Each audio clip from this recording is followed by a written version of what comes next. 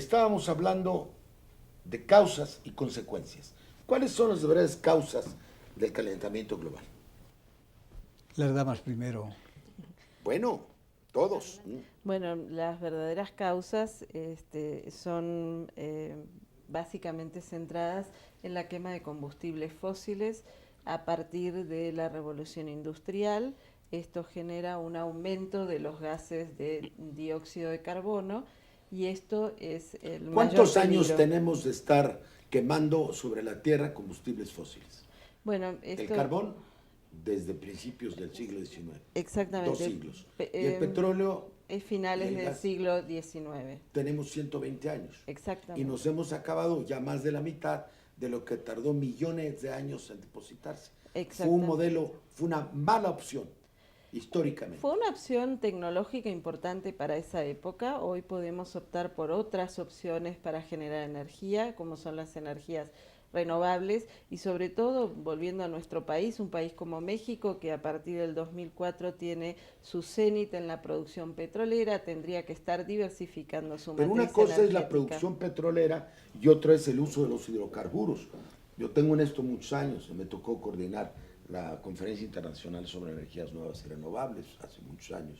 Y nosotros previmos entonces, estoy hablando del año de 81, que debía haber un cambio drástico del patrón de producción y generación de energía y desde luego los patrones de consumo.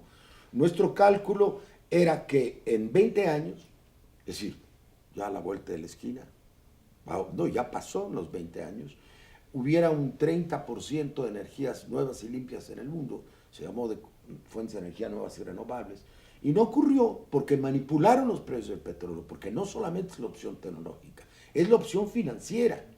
Manipularon los precios del petróleo, que estaban a la alza, los mandaron a la baja, y entonces no hicieron rentables la producción de nuevas fuentes de energía. Salía más caro la producción de nuevas fuentes de energía, y nos dejaron endeudados a los países productores. Pero también, Porfirio, había otro problema, que era la falta de conciencia dentro del sector público, me refiero a México, para impulsar energías alternas. Te cuento la anécdota que viví en 79 con los funcionarios de entonces para apoyar...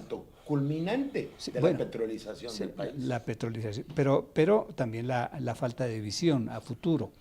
Recuerdo que nosotros insistíamos mucho de que debía haber apoyo a los institutos, a las entidades que estaban haciendo investigación en energía no convencional, así la llamábamos. Así es. Sí, bueno, el asunto es que cuando llegamos a plantear este asunto con el secretario de Programación y Presupuesto de entonces, se burlaron de nosotros. Era Miguel de la Madrid. Se burlaron de nosotros y nos dijeron, pero muchachos, éramos más jóvenes, están ustedes en la tontería. Si estamos, estamos nadando en petróleo. Claro. Y eso hizo de que no se apoyara presupuestalmente un cambio tecnológico que otros países sí aprovecharon. Mencionaría uno, España, que es líder en la generación de energía no convencional y que sí supo en un momento determinado echar a andar una política de apoyo a la investigación a través de los centros públicos y de la iniciativa privada, con medidas fiscales, con apoyo directo. Bueno, lo más grave es que hoy nuestro país, que debía tener una tecnología nacional sobre energías, depende de España. Toda esta penetración que estamos viendo en el sector energético todo esto que llevó al cierre de la compañía. Por supuesto, los que están realmente planeando el aterrizaje final y la dominación tecnológica en el país, en el campo energético, no son empresas nacionales. Y los centros de investigación, lo único que somos acompañantes para ver los efectos de esta penetración y el de compañía. Exactamente. Oye, Ana, ¿tú ves las cosas semejante? Hoy ya te dieron un micrófono. Ya me dieron un micrófono. Te van a contratar para Canal 34. Será bueno. Teníamos algún problemita con el micrófono Sí, bueno, de Ana, pero lo cierto es que sí estoy de acuerdo. Hay países como los escandinavos también que han entendido que el desarrollo de sus economías es a partir de la conservación de los recursos naturales. Parecería ser que aún en México y en países latinoamericanos eso no se entiende y que estamos derrochando con recursos que son envidiables por otros países porque tenemos vastos recursos naturales y definitivamente el petróleo ya no es la opción.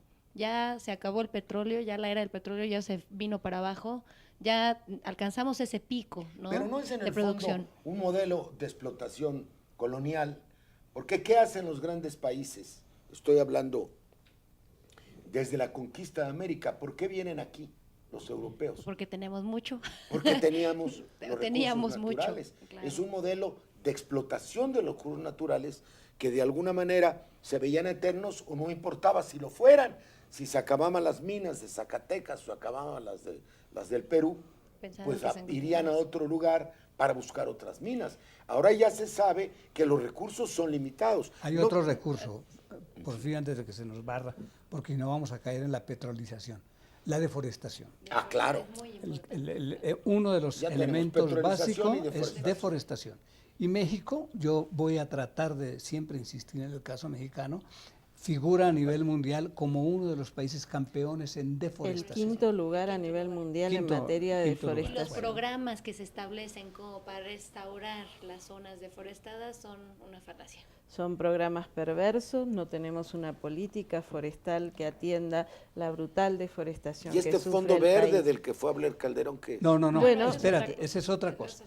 Pero espérate, sigamos en lo verde, en lo de los árboles. en lo de los árboles que son generalmente Pro verdes. árbol, por ejemplo. El programa, lo que llamaríamos el programa estrella del sector público del presidente, Calderón. del licenciado Calderón. Bueno, el licenciado Calderón ha tenido en el ProÁrbol su gran programa. Y el ProÁrbol lo único que ha servido es para tomarle el pelo a la gente, para tratar de imponer un récord mundial de siembra de árboles en un día y en un año, que no se cumplió, y para desanimar a las comunidades que debían de estar. Que son las responsables Claro. originalmente. Aquí hay una vuelta a la Y que hacen su responsabilidad, manejo a la relación forestal. entre el hombre y la tierra a través de la comunidad. Claro, y se ha entrado en un círculo perverso que es el reparto de dinero a organizaciones para tener el voto en las elecciones. Lo mismo que hizo el antiguo régimen que duró 70 años, lo ha repetido mal porque no lo saben hacer, porque no tienen experiencia, llamémoslo así, lo está haciendo, lo han hecho los llamados gobiernos del cambio. Y esto ha creado un serio problema diríamos nosotros, de desánimo entre las verdaderas comunidades, por ejemplo, las indígenas, las ejidales, que estarían llamadas a jugar un papel básico en la conservación de un recurso tan fundamental para contrarrestar el cambio climático como es el bosque. Muy importante, el Observatorio Ciudadano de Vigilancia Ambiental denunció precisamente todos los atropellos que hubo con este programa, en el cual estamos Greenpeace, Presencia Ciudadana y otras organizaciones, y se nos sometió tal cual, ¿no? Y nos pareció realmente pues una incongruencia que ahora se vuelva a anunciar un programa que es fallido y que la sociedad civil ha visto que es fallido, ¿no? Algunas, ¿no?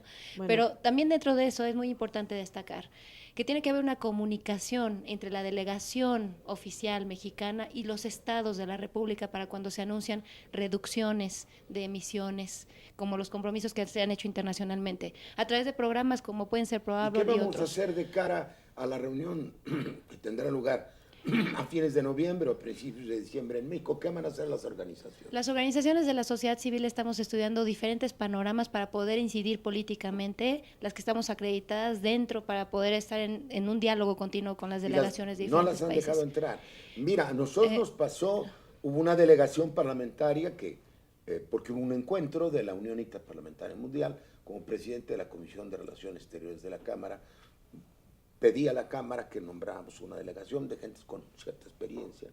Se armó, pero luego nombraron otra, que era la que estaba acreditada ante a la reunión intergubernamental, para llevar parlamentarios a modo que fueran de eco o de séquito Fueran de los funcionarios turistas. mexicanos. Y nosotros enfrentamos el debate parlamentario. Entonces, no se quiso que gentes con independencia estuvieran presentes. Pues y esperemos por eso se que la ahora quieren no. llevar a Cancún, seguramente. Pues a Bueno, lo mejor. Pero algo que es muy importante, y para cerrar este punto y dejar a Pati que exprese, creo que debe de haber una comunicación muy importante con los gobiernos locales, y los gobiernos locales, que son los que llevan a cabo las políticas públicas dentro de las ciudades y programas y demás, tienen que tener una Gobiernos participación amplia. Hubo una reunión de gobiernos locales. ¿Tú Exactamente, estuviste? yo estuve ahí y realmente es importantísimo que los gobiernos locales ya tomen un rol dentro de las negociaciones. Sabemos que los estados son los firmantes, pero los que llevan a cabo varias Que de es las la mala políticas públicas organización son contemporánea del locales. sistema de Naciones Unidas. Si los responsables son las autoridades locales, responsable es la sociedad, los responsables son los actores económicos. Entonces, los gobiernos, los ejecutivos nacionales, pues no tienen una responsabilidad sino en el papel, porque ni siquiera tienen la fuerza, como tú lo dices del caso de Obama, o la coyuntura política, para hacer valer un cambio. ¿Tú piensas igual? La COP en México implica un gran desafío para varios sectores. El legislativo tiene un desafío enorme, incidir en presupuestos, trabajar una ley de cambio climático. Como la que hizo Brasil. Exactamente, empezar a hacer esto una norma obligatoria. Y por el otro lado, la sociedad civil también tenemos un gran desafío. Nosotros con varias organizaciones, más de 180 organizaciones, estamos construyendo a lo largo de todo el país una gran campaña incluyente, que tenemos que hacer que la COP sea incluyente, la conferencia de las partes incluyente de la sociedad civil, de las demandas de la sociedad civil. Estuvimos trabajando todo este año, juntamos más de 180.000 firmas de demanda a la delegación mexicana de una serie de puntos a negociarse en Copenhague. La voz de la sociedad civil, la intercalación de Pero agendas... eso no se transmite a las autoridades en el sentido que no hacen caso. Las autoridades no hacen caso, pero nosotros con el legislativo tenemos que Vamos a generar trabajar. espacios muy grandes Vamos a de trabajar. inclusión social y de sistematización de demandas. Vamos a otro bloque.